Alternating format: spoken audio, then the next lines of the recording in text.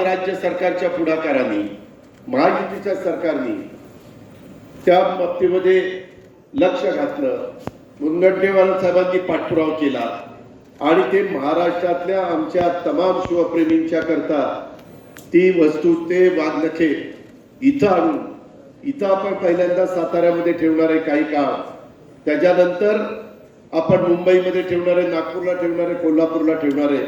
त्याचा उल्लेख मगाशी मुनगंटीवार साहेबांनी केला. शेवटी नवीन पिढीला देखील इतिहास हा कळला पाहिजे. ते बघितल्यानंतर त्यांना देखील एक मनापासून समाधान त्याच्यामध्ये वाटलं पाहिजे.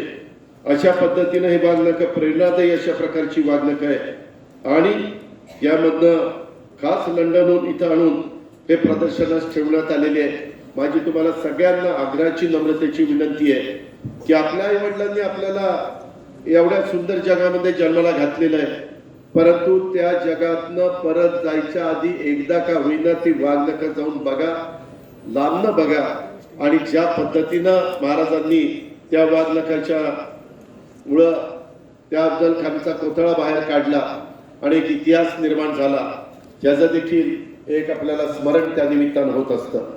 मी सहज विचार करत होतो, बाकीचे सगळे बोलत होते. तुम्ही बघा, अनेकांची राज्य तुमच्या माझ्या भारतामध्ये झाली.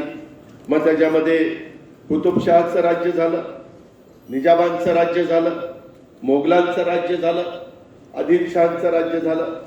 परंतु आपल्याला सगळ्यांना अभिमान आहे, कधीही छत्रपती शिवाजी महाराजांचं राज्य भोसल्यांचं राज्य म्हणून म्हटलं गेलं नाही, रयतेचं राज्य झालं.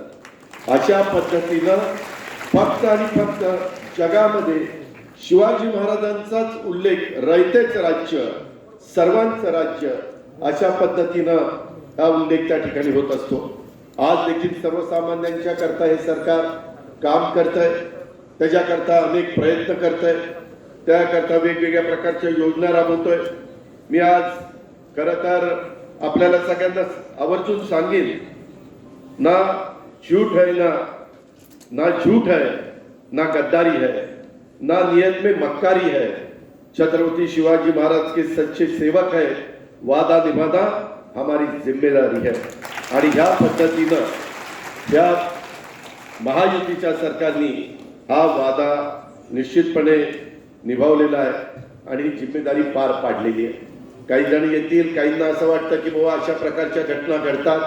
कालच्या अर्थसंकल्पामध्ये देखील आम्ही काही महत्त्वाच्या योजना दिल्या, त्याच्यामध्ये महिलांना निश्चितपणे एक सक्षम करण्याचा प्रयत्न हा मुख्यमंत्र्यांनी, उपमुख्यमंत्र्यांनी, आम्ही सगळ्यांनी केला.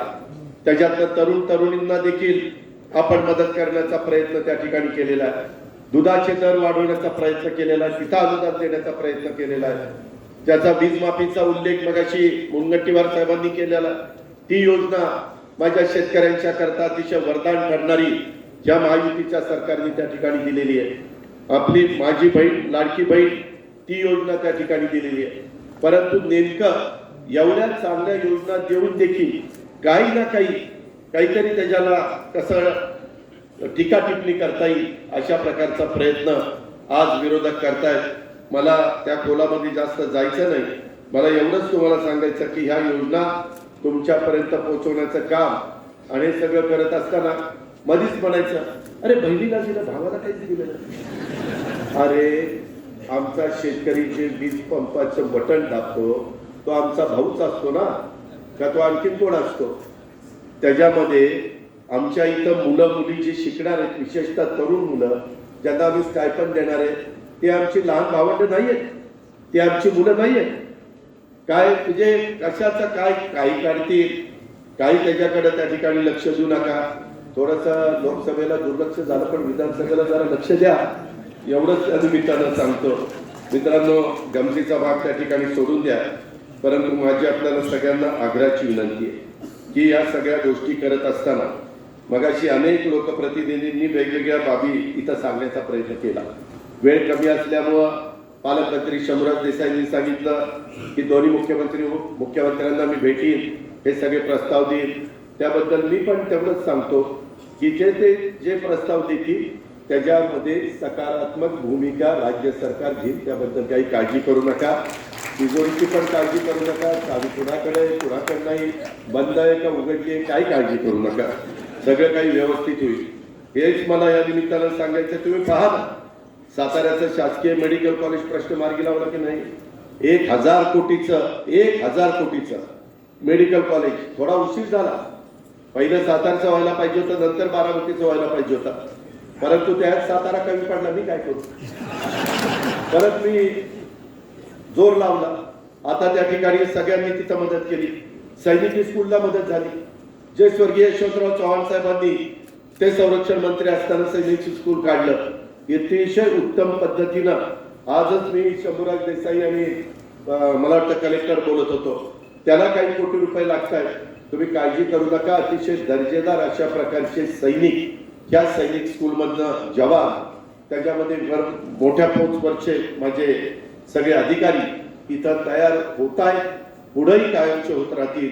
तिथल्या सगळ्या त्रुटी दूर करण्याचं काम मुख्यमंत्री, उपमुख्यमंत्री आणि महायुतीचं सरकार करत आहे. त्याबद्दल आपण मात्र शंका मनामध्ये बाळगू नका. त्याला भरीव निधी आपण दिलेला आहे. त्याच्यामध्ये शहीद तुकाराम ओंबाळे, त्याच्यामध्ये शिवेंद्रराजे तुम्ही अर्थसंकल्पामध्ये म्हणजे रिप्लायमध्ये तुम्ही सांगितलेलं होतं, त्याला आपण त्या स्मारकाला निधी देतोय.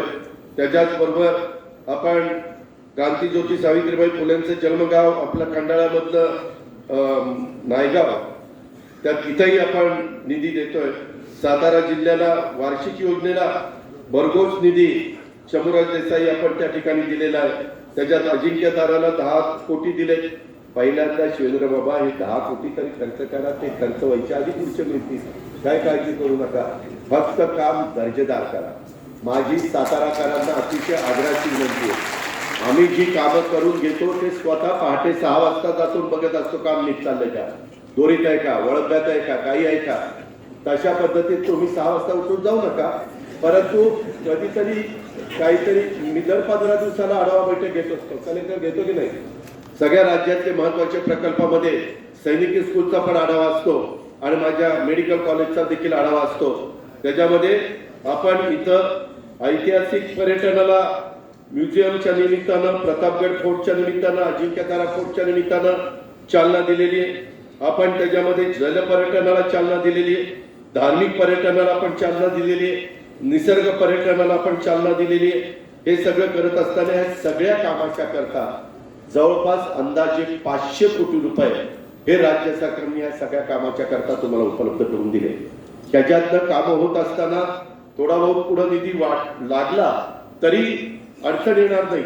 तोही निधी त्या ठिकाणी तुम्हाला दिला जाईल, परंतु त्याच्याकरता पुन्हा येणाऱ्या विधानसभेमध्ये महायुतीचं सरकार आणावं लागेल. त्याच्यामध्ये या योजना जाहीर केल्या. माझ्या आया बहिणींना सांगायचंय, या योजना पुढे कायमच्या पाहिजे असतील चालू, तर महायुतीच्या सर्वांना तुम्ही चांगल्या मताधिक्याने विजयी करा. कायमच्या योजना चालू राहतील. त्याच्यामध्ये विरोधक काहीतरी टंगल मंगल करतात, हे असं चुनावी जुमला आहे. अरे कशाचा चुनावी जुमला आहे? सगळं व्यवस्थित चाललं, कशाचा चुनावी जुमला?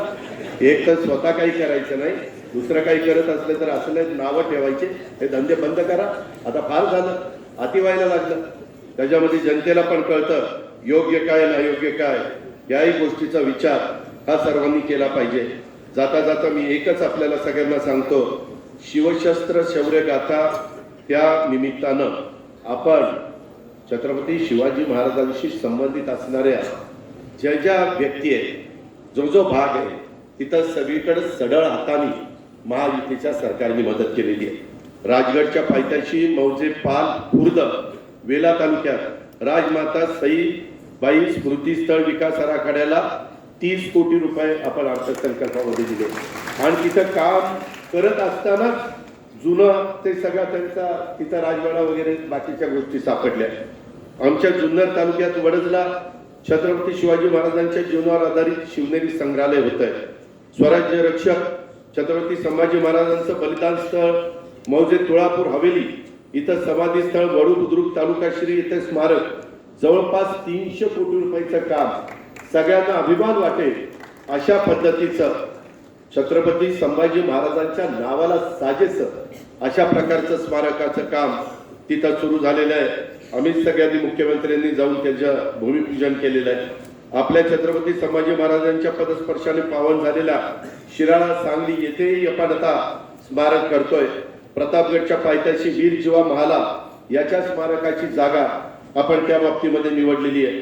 शासनातर्फे ज्याचा उल्लेख आमच्या सांस्कृतिक खात्याच्या मंत्र्यांनी केला, मुनगंटीवार साहेबांनी, रायगड किल्ल्यावर शिवराज्याभिषेक सोहळा दरवर्षी 65 वर्ष झाली तुमच्या माझ्या महाराष्ट्राची निर्मिती होऊन। कधी मागच्या राज्यकर्त्यांना हे असं करायचं सुचलं नव्हतं, परंतु ह्या राज्यकर्त्यांनी, या सरकारने ह्या सगळ्या गोष्टी त्या ठिकाणी चालू केलेल्या आहेत आणि त्या प्रकारे रायगडच्या धर्तीवर शिव जन्मभूमी शिवनेरीच्या विकासासाठी देखील आराखडा तयार करून तिथं आपण निधी देतोय। शिवाजी महाराजांचे आजोबा वीरश्री सरदार मालोजीराजे भोसले यांच्या पराक्रमाची गाथा सांगणाऱ्या इंदापूर ऐतिहासिक गडीच्या संवर्धनासाठी आपण 40 कोटी रुपयाचा निधी मंजूर केलेला आहे।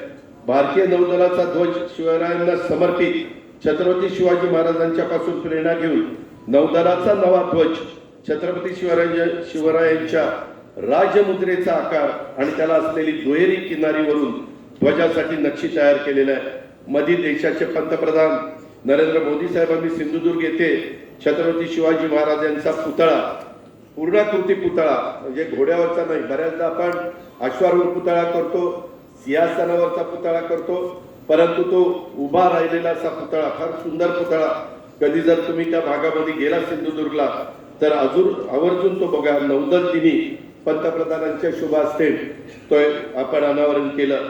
शिवाजी महाराजांच्या काळातील गड किल्ल्यांचं जतन संवर्धनाच्या करता विशेष निधीची आपण तरतूद केलेली आहे आणि तिथंही जे काही चुकीचे गोष्टी अतिक्रमण झालेले असतील, जे पूर्वापार चालत आलेले असतील ती नाही, परंतु नंतरच्या काळामध्ये जर झालेले असतील तर त्याची पण योग्य दखल राज्य सरकारने घेतलेली आहे। त्याचबरोबर शिवछत्रपती शिवाजी महाराजांच्या पराक्रमाचा वारसा सांगणारा आपल्या वेल्हा तालुक्याचं नाव आता राजगड तालुका असं करण्यात आलं, राजगड। त्याचबरोबर छत्रपती शिवरायांनी आपले वाघनगर साताऱ्याच्या छत्रपती शिवाजी महाराज संग्रहालयामध्ये आपण आणलेली आहे आणि किल्ले प्रतापगड असेल, शिवनेरी असेल, रायगड असेल, इथल्या कुठल्याही कामाला मुख्यमंत्र्यांनी, उपमुख्यमंत्र्यांनी, आम्ही सगळ्यांनी ठरवलेलं आहे निधी कुठला कमी पडून द्यायचा नाही। मगाशी मुनगंटीवार साहेबांनी सांगितलं, मला काही तरुणांना पण आव्हान करायचं आहे की बाबांनो, तिथं तुम्ही जात असताना वेड्या वाकड्या गोष्टी करू नका, त्याकरता कायदा अधिक कडक केला जाणार आहे। त्याचा उल्लेख मुनगंटीवार साहेबांनी केला। तो कायदा एवढा कडक केला जाणार आहे की परत त्या कायद्याचा असा बडगा त्याला बसेल की कायमची त्याचा जीव असेपर्यंत त्याची कायमची उतरलीच जाईल, परत त्याला कधी चढणारच नाही, अशा प्रकारचा दणका तिथं दिला जाणार आहे। त्याच्यामुळं तिकडे जायच्या भानगडीमध्ये पडू नका। जे काही असेल तुम्हाला नियमाने 4 भिंतीच्या आत तुमच्या घरात काय करायचं असेल ते करा, मित्रांच्या मध्ये काय करायचं असेल ते करा, परंतु त्याच्यामध्ये गाड्या फास्ट नेऊ नका, कुणाला मारू नका, नाहीतर तिथं पण मग तुम्हाला दणका बसेल। तिथं कायदा कुणालाही माफ करणार नाही, ही पण गोष्ट आपण लक्षात घ्या। हे सरकार शाहू फुले आंबेडकरांच्या विचारांनी चाललेलं सरकार आहे, त्याच्यामध्ये कुठलेही गय चुकीचं काम करणाऱ्यांच्या बाबतीमध्ये केली जाणार नाही, ही देखील आपल्याला सगळ्यांना मी आवर्जून आठवण करून देतो आणि आपल्या सगळ्यांची रजा घेतो।